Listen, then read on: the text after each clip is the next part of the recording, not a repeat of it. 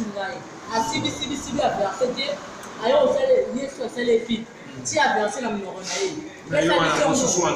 Il y a pas de pi. Versé. Yesu a versé na numéro na ye. Nani moto a versé na numéro na ye? Ye.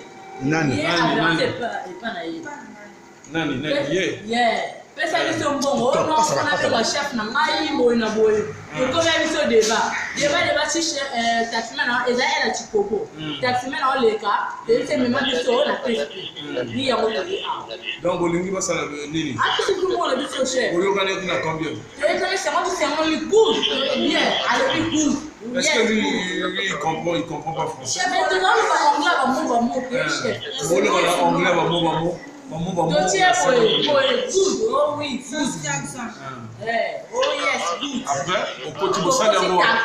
Taxi, mon retour, qui na radio. Non, il vous emmenez où d'abord? Radio. Bilo bateau, mais il y a radio. Aucun hôtel, soi-disant, après hôtel les arts. Hôtel Hilton.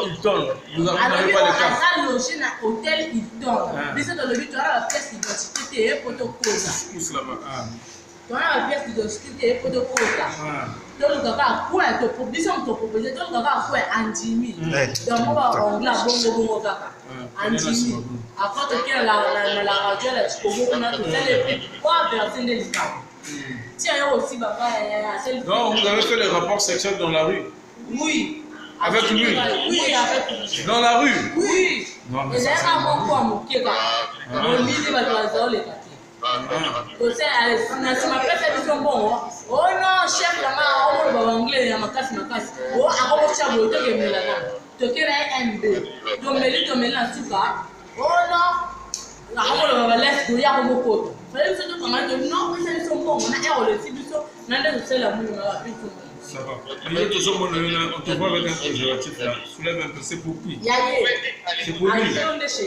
Il n'y a pas dedans là. J'espère. Je sais pas, mais c'est pour qui? C'est bon. On a vous pouvez repartir là où vous êtes.